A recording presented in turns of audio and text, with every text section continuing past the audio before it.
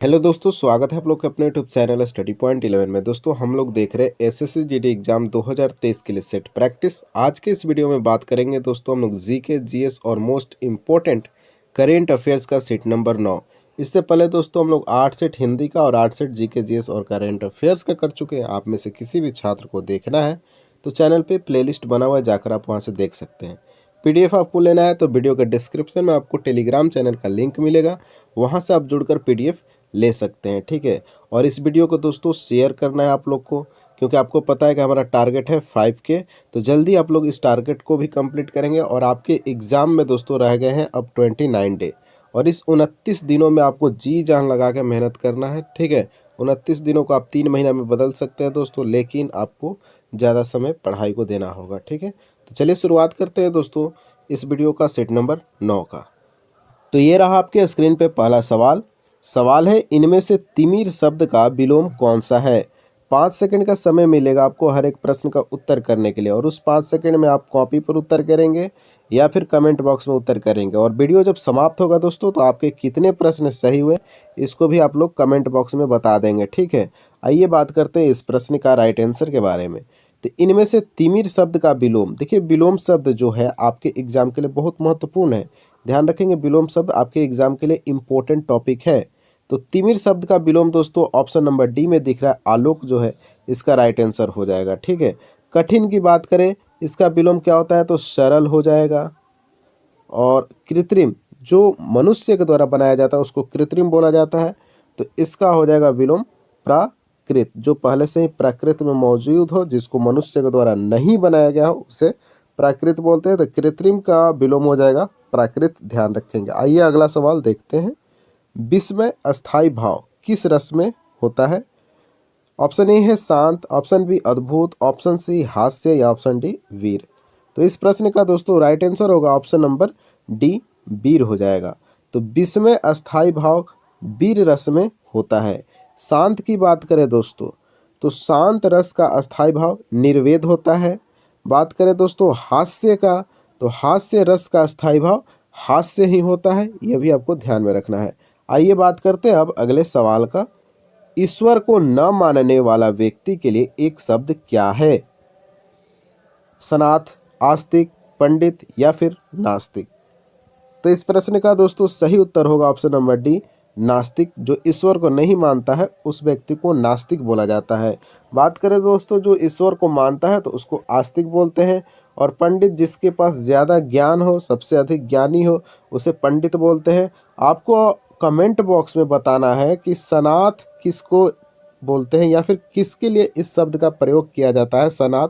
मैंने लगभग चौथे या 5वें सेट में इस प्रश्न को करा रखा है, तो आप लोग आशा करते हैं कि आप लोग राइट आंसर करेंगे कमेंट बॉक्स में, ठीक है। आइए बात करते हैं अगले सवाल का। इनमें से तीक्ष्ण शब्द का विलोम कौन सा है। तीक्ष्ण शब्द का विलोम शब्द पूछा गया है, और ऐसे प्रश्न आपके एग्जाम में लगातार पूछे जाएंगे, इस बात के लिए भी आप तैयार रहेंगे। तो दोस्तों इस प्रश्न का राइट आंसर आपके ऑप्शन नंबर सी में है, मंद इसका राइट आंसर हो जाएगा। तो तीक्ष्ण शब्द का विलोम शब्द होता है मंद, याद रखेंगे, ठीक है। और भी कुछ विलोम शब्द है तीक्ष्ण शब्द का, जैसे मंद बुद्धि, कुंद, ये सारे आपको ध्यान में रखना है। आइए देखते हैं अब अगले प्रश्न को। इनमें से कौन सा वाक्य शुद्ध है। तो शुद्ध और अशुद्ध से आपके सवाल पूछे जाएंगे वाक्य त्रुटि में, तो इस बात को आप लोग ध्यान में रखेंगे और ऐसे प्रश्न को ज़्यादा रिवाइज करेंगे, ठीक है। तो इनमें से कौन सा वाक्य शुद्ध है। देखिए शुद्ध और अशुद्ध में हमको क्या देखना रहता है दोस्तों, या तो आप संज्ञा देखेंगे, इस संज्ञा में तो कहीं गलती नहीं किया गया है। सर्वनाम देख लेते हैं, और तो और इसके साथ दोस्तों लिंग देखेंगे, वचन देखेंगे और काल देखेंगे, तब जाकर वाक्य त्रुटि आपको समझ में आएगा। तो इस प्रश्न में दोस्तों आपको 2 ऑप्शन सेम दिख रहे होंगे, क्या दीवार बहुत ऊंची है और क्या दीवार बहुत ऊंची है।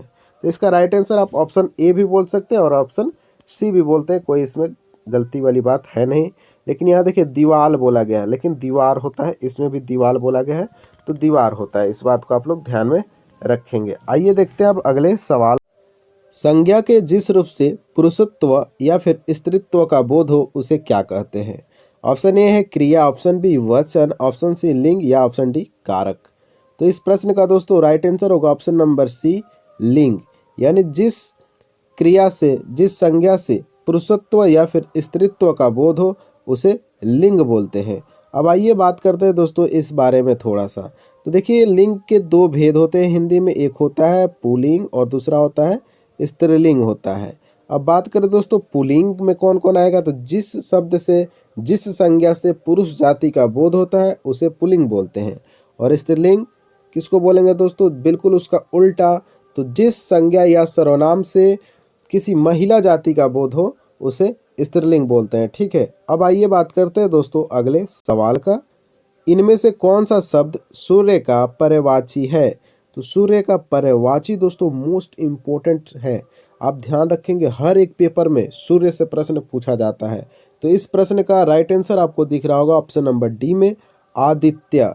और भी सूर्य के पर्यायवाची हैं, जैसे कि दोस्तों दिवाकर बोल सकते हैं, रवि बोलते हैं, सूरज बोलते हैं, दिनकर बोलते हैं, भास्कर बोलते हैं और अंशुमान भी आप सूर्य को ही बोलते हैं। इस बात को आप लोग ध्यान में रखेंगे। मारुति आपके ऑप्शन में दिख रहा होगा दोस्तों, तो मारुति हनुमान जी को बोला जाता था, भीम भीमसेन को, महाकाय को, भीषण को, पवन सुत को मारुति बोला जाता है। इस बात को आप लोग ध्यान में रखेंगे। एक हुतासन आपके ऑप्शन में दिख रहा होगा, इसके बारे में आप लोगों को कम नॉलेज होगा, मैं बताता हूँ। ठीक है, हुतासन का पर्यायवाची दोस्तों हो जाएगा ज्वाला, आग, अग्नि, अनल, पावक, दहन, धूमकेतु, ज्वलन, ये सारे आपके हुतासन के पर्यायवाची शब्द हैं।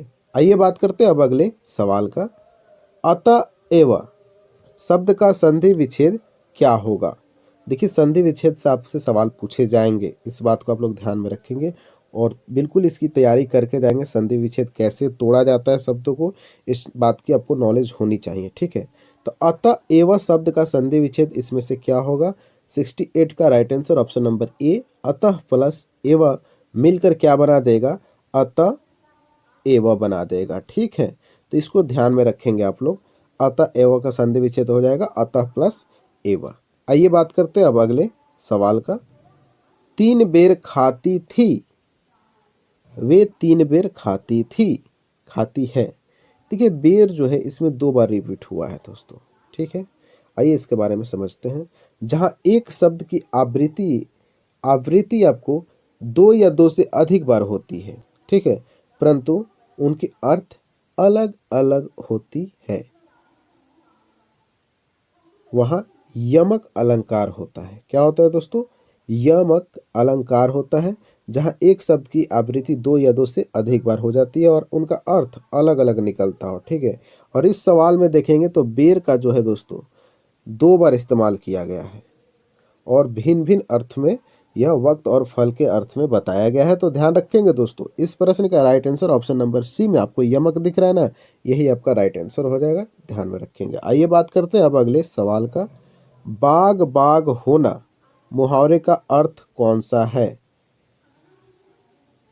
ऑप्शन ए है मेहनत करना, ऑप्शन बी असंभावित कार्य और ऑप्शन सी अति प्रसन्न होना, ऑप्शन डी है मधुर वचन बोलना। तो इस प्रश्न का दोस्तों राइट आंसर होगा 70 का ऑप्शन नंबर सी, अति प्रसन्न होना। बाग बाग होना मुहावरे का अर्थ होता है अति प्रसन्न होना। अब आपसे मैं एक सवाल पूछता हूं दोस्तों, उसका जवाब आप लोग कहाँ देंगे, कमेंट बॉक्स में देंगे। ठीक है, मुहावरा ही पूछ रहे हैं। ओठ बिचकाना मुहावरे का अर्थ क्या होगा, ओठ बिचकाना, क्या करना दोस्तों, ओठ बिचकाना मुहावरा का अर्थ आपको कमेंट बॉक्स में बताना है। आइए बात करते हैं अब अगले सवाल का।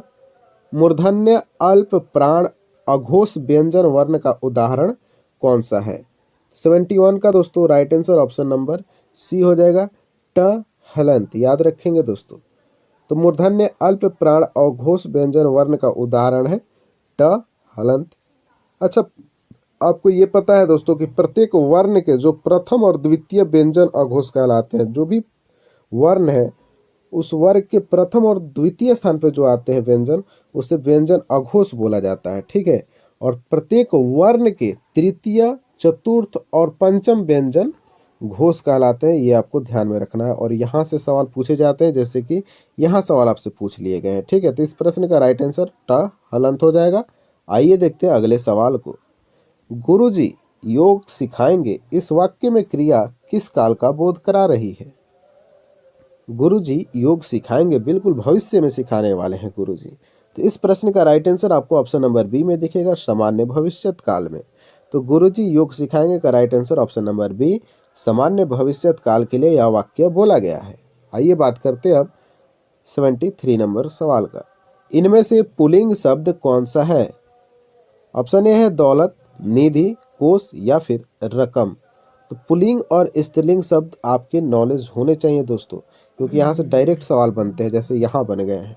तो इस प्रश्न का राइट आंसर आपको दिख रहा है ऑप्शन नंबर सी में, कोष जो है दोस्तों यह पुल्लिंग शब्द है, जबकि दौलत, निधि, रकम ये तीनों के तीनों स्त्रीलिंग शब्द है। ठीक, स्त्रीलिंग शब्द की पहचान कैसे करेंगे दोस्तों? देखिए, आपको अगर नदी का नाम दिख जाए तो वो स्त्रीलिंग होगा, तिथि यानी डेट का नाम दिख जाए तो आपका स्त्रीलिंग होगा। लेकिन कुछ अपवाद रहती है दोस्तों, जैसे सिंधु नदी नदी का नाम है लेकिन पुल्लिंग है। ठीक, ब्रह्मपुत्र नदी नदी का नाम है लेकिन पुल्लिंग है, इस बात को आप लोग ध्यान में रखेंगे। एक सोन नदी को भी ले लेंगे तो ये तीन नदियां जो है पुल्लिंग में गिनी जाती है। कौन कौन? सिंधु, ब्रह्मपुत्र, सोन। बाकी सब क्या है? स्त्रीलिंग में नदियां आ जाएंगे। ठीक है, इस बात को आप लोग ध्यान में रखेंगे दोस्तों। और कुछ आप लोग को मैं पुल्लिंग शब्द बताता हूं, जैसे धातु हो गया। क्या हो गया दोस्तों? धातु आपका पुल्लिंग शब्द है। तारे जो है पुल्लिंग शब्द है। देश पुल्लिंग शब्द है। इस बात को आप लोग ध्यान में रखेंगे, याद रखेंगे। आइए बात करते हैं अगले सवाल का। धुआं सा मुंह होना मुहावरे का अर्थ क्या है? उसकी तो धुआं सा मुंह हो गया है। इस मुहावरे का अर्थ क्या होता है दोस्तों? आप लोग बताएंगे। तो इसका राइट आंसर आपको ऑप्शन नंबर बी में दिख रहा है, लज्जित होना। यानी वो इतना लज्जित हो गया कि उसका धुआं सा मुंह हो गया है। ठीक है, तो ध्यान रखेंगे, ऑप्शन नंबर बी इसका राइट आंसर, लज्जित होना। आइए बात करते हैं अब अगले सवाल का। हेत प्रीत से जो मिले तासो मिलिय धाय, यह उक्ति किस संत कवि की है? ऐसे सवाल भी आपसे पेपर में पूछे जाएंगे दोस्तों। हेत प्रीति से जो मिले तासो मिलिए धाय, यह उक्ति किस संत का है? तो इसका right answer option number D, Kabir का है। कबीर दास जो थे दोस्तों, उनके द्वारा यह लाइन लिखा गया है, हेत प्रीति से जो मिले तासो मिलिए धाय। इस बात को आप लोग याद रखेंगे। आइए थोड़ा सा हम लोग कबीर दास के बारे में जानते हैं। देखिए, कबीर दास का जन्म जो है दोस्तों वो काशी में हुआ था। काशी कहाँ है दोस्तों? उत्तर प्रदेश में स्थित है। ठीक है, और कबीर दास की मृत्यु मगहर नामक स्थान पे हो गया था दोस्तों। और बात करें तो संत कबीर दास हिंदू मुस्लिम एकता के प्रबल समर्थक भी माने जाते थे। आपसे एक सवाल यहाँ भी बनता है कि गुरु नानक देव जो है दोस्तों किस धर्म के संस्थापक है? आप लोग कमेंट बॉक्स में बताएंगे कि गुरु नानक देव जो है किस धर्म के संस्थापक हैं। आइए बात करते हैं 76 नंबर सवाल का। मुझे छोटी बच्ची के लिए कुछ नए कपड़े खरीदने हैं, वाक्य में कौन सा शब्द कर्ता है? बिल्कुल आसान सवाल है दोस्तों। कर्ता आपको बताना है कि इस वाक्य में जो वाक्य है, मुझे छोटी बच्ची के लिए कुछ नए कपड़े खरीदने हैं, इसमें कर्ता कौन है? तो इसका राइट आंसर क्या होगा? ऑप्शन नंबर डी हो जाएगा। मुझे जो है दोस्तों इसमें कर्ता का भूमिका निभा रहा है, क्योंकि मुझे छोटी बच्ची के लिए कुछ नए कपड़े खरीदने हैं। तो इसका right answer option number D. आइए देखते हैं अगला सवाल। इनमें से विवरण चिन्ह कौन सा है? देखिए, चिन्ह से सवाल पूछे जाएंगे और ये जो भी चार चिन्ह आपको दिख रहे हैं इसका नॉलेज आपको होना ही चाहिए। चलिए एक एक करके हम लोग डिस्कस करते हैं। देखिए, ये जो है प्रश्नवाचक चिन्ह है। क्या है दोस्तों? प्रश्नवाचक चिन्ह है, ऐसे रहता है।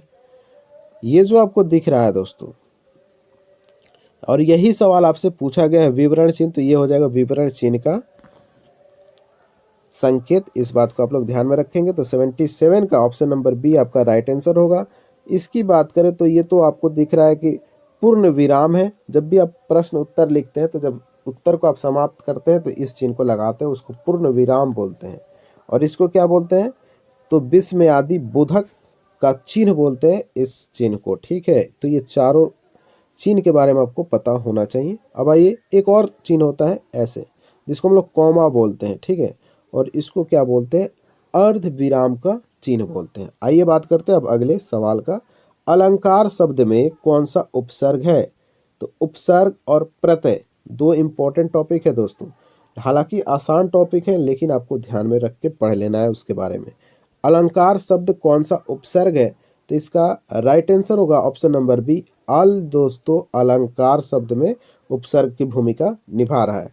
अच्छा, अल का अर्थ क्या होता है? तो निश्चित होता है दोस्तों। अल का अर्थ क्या होता है?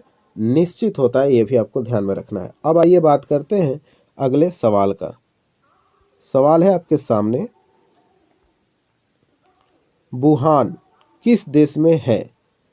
यह किस प्रकार का वाक्य है? वुहान किस देश में है? यहाँ तो आपसे प्रश्न पूछा जा रहा है ना, क्योंकि पीछे क्या लगा हुआ है? प्रश्न चिन्ह लगा हुआ है। और किस भी आपको प्रश्न का संकेत ही करता है, ठीक है। किस हो गया, क्या हो गया, क्यों हो गया, ये सारे क्या हैं? प्रश्न पूछने का तरीका में आ जाते हैं। तो इस प्रश्न का राइट आंसर क्या दिखेंगे आप लोग को? ऑप्शन नंबर सी में दिखेगा, प्रश्नवाचक वाक्य है। वुहान किस देश में है? तो एक प्रश्नवाचक वाक्य बोला गया है, ठीक है। तो इसका right answer option number C हो जाएगा। बिल्कुल आसान सा सवाल है दोस्तों। अगला सवाल क्या आप लोग कमेंट बॉक्स में बताएंगे? सवाल है, मिलन के पल केवल दो चार, विरह के कल्प अपार हैं। यानी मिलने के पल तो केवल दो चार ही हैं, लेकिन जुदा होने का, अलग होने का अपार है दोस्तों, ठीक है। तो इस यह उक्ति किस रचनाकार का है, यह आपको कहाँ बता देना है? कमेंट बॉक्स में बताना है दोस्तों। चाहे आप कहीं से भी पता करके बताएं, लेकिन कमेंट बॉक्स में आपको इसका उत्तर देना है। तो आइए मिलते हैं दोस्तों अब नेक्स्ट वीडियो के साथ। इस वीडियो को आप लोग क्या करेंगे, अपने ग्रुप में शेयर करेंगे, जितने भी स्टडी ग्रुप है वहाँ शेयर कर देंगे दोस्तों। और हमारा 5 के सब्सक्राइबर का जो टारगेट रखे हम लोग मिलकर, उसको कंप्लीट करेंगे दोस्तों। और आपके एग्ज़ाम में 29 दिन है, तो आप लोग भी कंप्लीट पढ़ाई कीजिए, ठीक है। मिलते हैं नेक्स्ट वीडियो के साथ, तब तक के लिए जय हिंद, जय भारत।